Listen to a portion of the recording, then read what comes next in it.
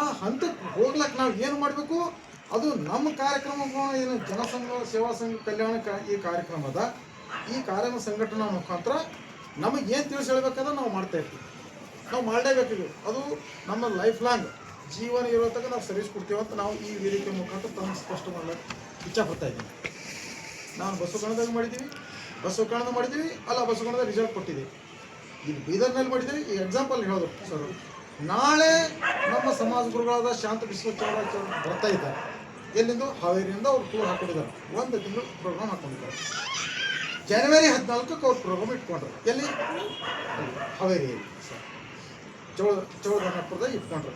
ಆ ಕಾರ್ಯಕ್ರಮ ಒಬ್ಬ ಸಮಾಜ ಗುರುಗಳು ಬಂದಾಗ ಅವರು ಇಲ್ಲಿ ಬರ್ತಾರಂತ ನಮ್ದು ಯಾರಿಗೆ ಕಮ್ಯುನಿಕೇಶನ್ ಇಲ್ಲ ಸರ್ ನಂದಪ್ಲೆ.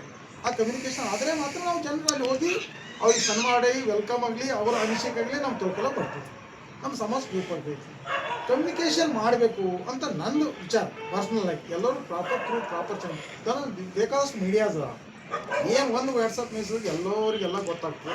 ಅದರಂತೆ ನಾವು ಭಕ್ತಿ ಭಾವದಿಂದ ಗುರುಗಳಿಗೆ ಆದರ್ಶ ಸನ್ಮಾನ ಮಾಡಿಕೊಂಡು ಅವ್ರಿಗೆ ಏನು ಹೇಳಿಕೆ ಕೇಳಿಕೆ ಅವ್ರಿಗೆ ಅನಿಸಿಕೆ ಅದ ನಾವು ತಿಳ್ಕೊಂಡು ನಾವು ಸಮಾಜ ಮುಟ್ಟಿಸ್ಬೇಕು ಅಂತ ಹೇಳ್ಕೊಳ್ತಾ ಈ ಒಂದು ಕಾರ್ಯಕ್ರಮ ಇನ್ನೂ ಭಾಳಷ್ಟು ಪ್ರತಿಯೊಂದು ಕಾರ್ಯಕ್ರಮದಲ್ಲಿ ನಾವು ನಮ್ಮ ಗೃಹಸ್ಥ ನಾವು ಹೇಳ್ತಾ ಇರ್ತೀವಿ.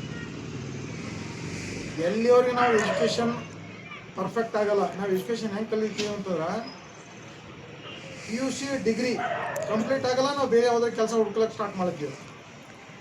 ನಮ್ಮ ಡಿಗ್ರಿ ಅದಕ್ಕೆ ಯಾವುದಾದ್ರು ನಮ್ಮ ಫೈನಾನ್ಷಿಯಲ್ ಪ್ರಾಬ್ಲಮ್ ಇರ್ಬೋದು, ಸೋಷಿಯಲ್ ಅಬ್ಲಿಗೇಷನ್ಸ್ ಇರ್ಬೋದು, ಅಥವಾ ಮನಿ ಕಾರಣ ಇರ್ಬೋದು ಮಾಡಬೇಕು.